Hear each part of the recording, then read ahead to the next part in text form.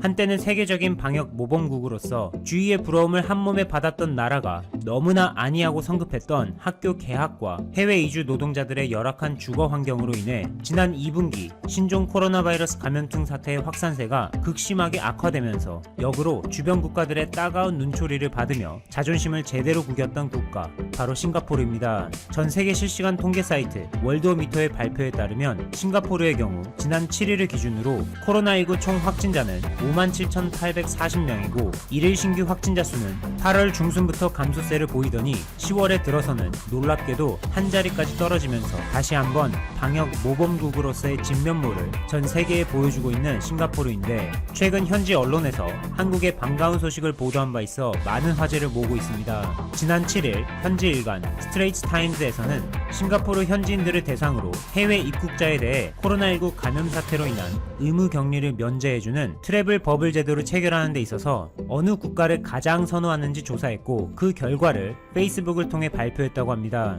이 설문조사에서 어느 국가가 1위에 올랐는지 바로 감이 올 겁니다. 싱가포르인들이 트래블 버블 체결 희망국으로 뽑은 1위 국가는 바로 자랑스러운 대한민국으로, 여기서 더 놀라운 것은 설문조사 응답자의 무려 40.7%가 한국을 가장 선호한다고 답해 17.7%로 2위에 오른 일본보다 2배 이상 격차를 보이며 압도적인 1등에 올랐다는 것입니다. 참고로 트래블 버블 제도는 말 그대로 여행객에 대해 코로나19 음성 결과가 포함된 건강상태 확인서 등의 일정 조건을 만족시키는 경우 격리를 면제받을 수 있도록 하는 것으로 아직은 구상 단계에 있지만 조만간 한국과 싱가포르 양국을 격리 없이 오갈 수 있기를 기대합니다. 싱가포르 하면 트래블 버블 외에도 바로 떠오르는 핫한 이슈가 있으니, 지난 7일 홍콩 사우스 차이나 모닝포스트의 보도에 의하면 코로나19 확진 판정을 받으며 최근 전 세계를 깜짝 놀라게 했던 미국의 트럼프 대통령이 관련 치료를 받는 과정에서 싱가포르 출신 환자 3명의 혈액 샘플을 활용한 항체 치료제를 투약받았다고 전해져 화제가 됐습니다.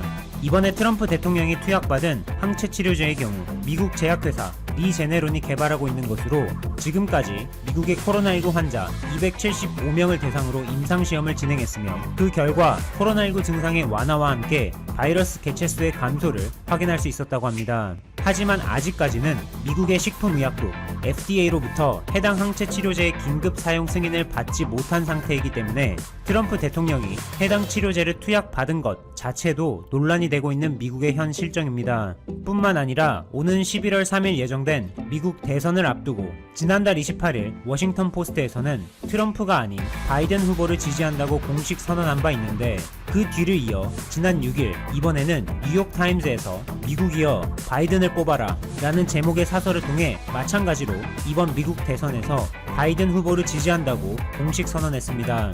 이러한 소식을 들은 트럼프 대통령은 마음이 아주 조급해졌는지, 특히 완치되기도 전에 입원한 지 사흘 만에 퇴원해 백악관으로 복귀하고는 트럼프 자신은 아직 건재하다는 것을 과시하기라도 하듯이 너무나도 당당하게 마스크를 벗고 경례하는 퍼포먼스를 선보여 논란입니다. 만약 한국에서라면 트럼프 대통령의 경우 70대라는 고령의 나이와 기저질환을 고려해볼 때 고위험군 확진자로 분류되기 때문에 아무리 열이 내리고 상태가 호전된다 할지라도 2주에서 3주 정도는 입원해서 적절한 치료를 받는 것이 통상적이라고 국내 전문가들은 말합니다. 그렇지 않아도 트럼프 대통령뿐만 아니라 영부인을 비롯해 주위의 사람들마저 줄줄이 코로나19 확진 판정을 받으면서 우려의 목소리가 높아지고 있는데, 미국 질병예방통제센터를 중심으로 미국도 한때는 방역 모범국으로서 특히 지난 2014년에 서아프리카에서 대유행했던 에볼라 바이러스 사태에 대응하는 차원에서 초기에 의료진을 현장에 급파해 전 세계에 광범위하게 퍼지는 것을 막으며 진가를 발휘했습니다.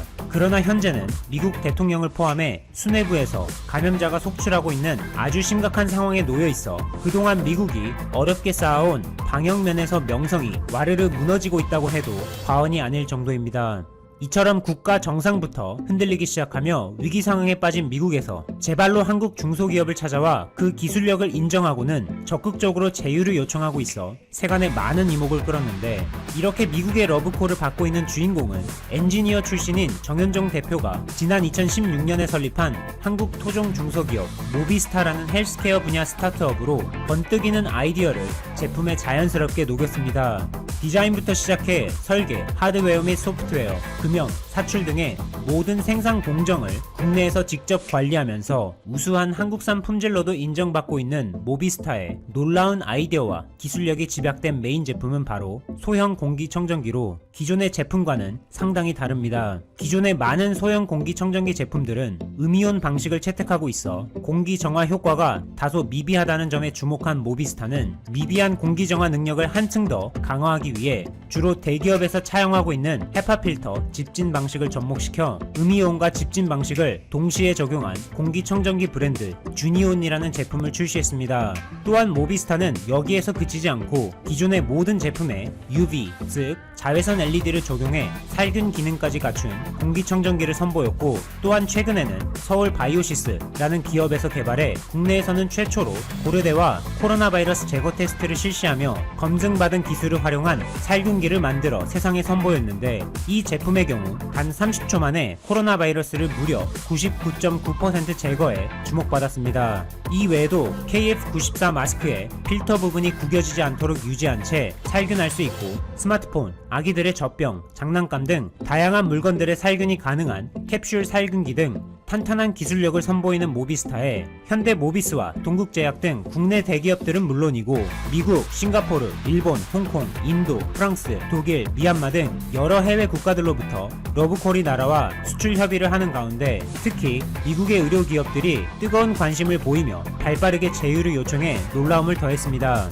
실제로 모비스타에서는 의료용 장비를 전문적으로 다루는 미국의 한 메디컬 기업으로부터 의뢰를 받아 현재 살균기 제품과 관련해 기술 개발의 한창이라고 전해지면서 세계 최강국이라 일컬어지는 미국에 한국에 대한 의존도가 점점 높아지고 있는 모습을 살펴볼 수 있습니다. 또한 헬스케어뿐만 아니라 다양한 분야에서 현재 미국은 한국에 손을 내밀며 절실하게 협력을 구하고 있는데, 대한민국이 기술력 면에서 세계적으로 인정받고 있는 반도체 분야에서 그 예를 찾을 수 있습니다. 국내 언론과 반도체 업계에 따르면 최근 한국의 대표적인 반도체 기업 SK하이닉스에서는 세계 최초로 기존의 D램보다 데이터 전송 속도를 최대 1.8배나 향상시킨 차세대 D램 DDR5를 출시해 화제입니다.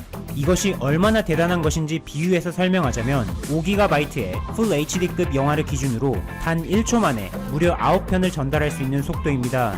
속도뿐만 아니라 동작 전압을 1.1V로 낮추면서 전력 소비 또한 20% 감축하는 등 전 세계적으로 각광받으며, SK하이닉스가 세계 최초로 개발한 차세대 D램은 미국의 세계 최대 다국적 종합 반도체 회사이자 파트너사인 인텔과 같은 글로벌 공룡 기업들이 해당 샘플을 받아서 자체적으로 여러가지 테스트를 진행했고, 최근 동작 검증, 호환성 검증 등을 마치며 이르면 내년 하반기에는 양산될 예정이라 전해졌습니다. 감사합니다. 교섭 본부장이 세계무역기구 사무총장 선거에서 결선에 진출하자 일본 측에서는 한층 경계하는 분위기가 감지된다. 우익 성향의 일본 산케이 신문은 작년 7월 일본의 엄격한 수출관리 조치 발동 이후 일본을 비판해온 유 씨가 선출될 가능성이 커져 일본 정부 내에서 경계감이 확산하고 있다고 8일 보도했다. 지지통신은 유 본부장이 반도체를 둘러싼 다툼에서 일본 비판을 반복한 것으로 알려져 있다며, WTO의 결정은 만장일치가 원칙이며 마지막 선정 작업 때 일본의 대응이 주목된다고 보도했다. 유 본부장이 선거 초기에는 그리 주목받지 못했으나 적극적인 선거운동으로 지지 기반을 확대했다는 평가도 나온다. 교도통신은 애초에 유력 주자로 간주한 은고지 오콘조 이벨라 씨에 비하면 유 씨는 유력 후보로 여겨지지 않았지만, 코로나19 확산으로 각 후보의 움직임이 둔해질 수밖에 없는 가운데 유 씨가 스스로 구미 여러 나라로 나서는 등 적극적으로 행동했다고 전했다. 교도는 문재인 대통령이나 강경화 외교부 장관도 각국 정상 등과의 전화회담에서 지지를 호소하고 나라 전체가 나서 로비 활동을 계속했다고 소개했다. WTO 수장 자리를 놓고 유명희 통상교섭 본부장과 결선에서 맞붙게 된 나이지리아의 은고지 오콘조 이멜라 후보는 화려한 이력을 자랑한다. 그는 나이지리아 재무장관을 2번 역임하고 나이지리아 최초로 여성 외무장관을 했다. 올해 66세인 그가 당선될 경우 최초의 아프리카 출신 WTO 사무총장이자 첫 여성 수장이 된다. 그러나 AFP-통신은 8일 그가 개척자로 묘사돼 왔다면서도 모두가 그런 평가에 동의하는 것은 아니라고 지적했다. 국가의 도둑들이라는 부패 관련 책을 쓴 사라 차이에스는 오콘조 이윌라는 자신의 부처에서 기술적 투명성 개혁을 일부 최소한도로 완수했을 수 있다면서, 그러나 사실은 그녀가 재무장관으로 있을 때 한 달에 거의 10억 달러씩 석유 재정 수입에서 사라졌다고 밝혔다. 그러면서 그가 자리에 검토된다는 것 자체가 부끄럽다고 나는 생각한다면서, 다양성 이슈가 정점에 있는 시대에 좋은 뉴스에 대한 욕구가 있는 상황에서 여성이자 흑인이라는 점은 나쁠 게 없다고 덧붙였다. 정작 오콘조 이윌라는 자신이 나이지리아의 만연한 부패와 싸운 챔피언이라면서 자신의 어머니는 그런 시도를 하다가 납치되기까지 했다고 말한다. 그러나 비판론자들은 그가 장관 재임 시에 부패를 막기 위해 더 많은 일을 해야 했었다고 주장한다. 인간 환경개발 어젠다라는 캠페인 단체의 올랄레와주 슈라주는 최소한 그는 사임에서 부패를 폭로할 기회가 있었다면서, 하지만 그는 조용히 있었고 그 제재 아래서 고위급 부패의 조장을 허용했으며 단지 자리에서 떠난 뒤에야 불평했다고 말했다. 오콘조 이윌라는 자신이 통상장관이나 협상가로 경험이 부족하다는 지적에 대해 지난 7월 영국 싱크탱크 채텀하우스가 주최한 웨비나에서 난 평생 통상 정책 이슈를 다루어왔다. 무엇보다 담대함과 용기가 필요하다고 주장했다. 그는 최근 아프리카 연합에 의해 코로나 바이러스 팬데믹으로 인한 대륙의 경제적 타격에 대처하기 위해 국제 지원을 동원하는 AU 특사로 임명되기도 했다. 전통 부족 지도자를 아버지로 둔 그는 1954년 나이지리아 서부 델타주에서 태어났으며 생애 많은 부분을 미국에서 보냈다. 매사추세츠 공대와 하버드대를 졸업했으며 자신의 자녀 4명도 이곳에 보냈다. 민주주의 개발센터라는 연구 및 활동단체의 이다야트 하사는 AFP에 그는 나이지리아에서 선호될 뿐 아니라 사랑받는다면서 그는 여성성을 대표하는 하나의 상징이기 때문이라고 덧붙였다. 유명희 WTO 사무총장 최종 후보 막전 맞고 문 대통령이 있었다. 문재인 대통령은 WTO 사무총장 선거 최종 라운드에 진출한 유명희 외교부 통상교섭 본부장과 전화통화하고 격려했다. 문 대통령은 8일 오후 3시부터 3시 20분까지 유 본부장과 통화하면서 어려운 여건에서 선전했다. 진심으로 축하한다라고 그의 최종 라운드 진출을 축하했다. 앞서 AFP, 블룸버그 통신 등 외신들은 WTO 사무국의 공식 발표를 앞두고 유 본부장과 나이지리아 응고지 오콘조 이윌라 후보가 WTO 사무총장 선거 최종 라운드에 진출했다고 보도했다. 최종 후보가 모두 여성이라는 점에서 25년의 WTO 역사상 처음으로 여성 사무총장의 탄생을 앞두게 됐다. 최종 라운드 결과는 오는 11월 7일께 나올 예정이다. 문 대통령은 나이지리아 후보의 경력이 훌륭하지만 유 본부장이 만만치 않은 상황을 헤치고 여기까지 왔으니 상대적 강점을 살려 반드시 성공하기를 바라는 마음이다라며 대통령이나 우리 정부나 어떤 부분에서 지원 노력을 해야 할지 의견이 있으면 달라라고 요청했다. 이에 유 본부장은 대통령이 앞장서 적극적으로 지원해줘서 진심으로 감사드린다라며 격리기간이 끝나면 찾아뵙겠다라고 말했다.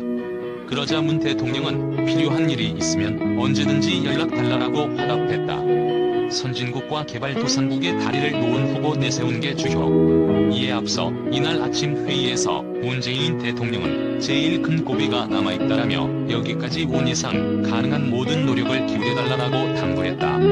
이어 타자 무역 체제 발전과 자유무역 질서 확대를 위해서라도 정부는 총력을 기울여 지원해야 할 것이다라고 주문했다. 강민석 대변인은 사실 대통령 말씀대로 여기까지 오는 것이 쉬운 일이 아니었다라며 유 본부장이 출마를 선언한 것이 지난 6월 24일이었다. 당시만 해도 전망이 불투명했다라고 말했다. 당 대변인은 하지만 유 본부장은 물론 정부는 판세를 낙관하지도 않고 비관적으로 판단하지도 않고 최선의 노력을 기울였다라고 전했다.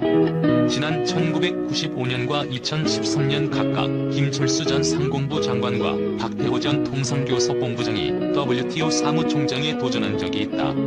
하지만 한국 출신으로 최종 라운드에 진출한 사람은 유 본부장이 처음이다.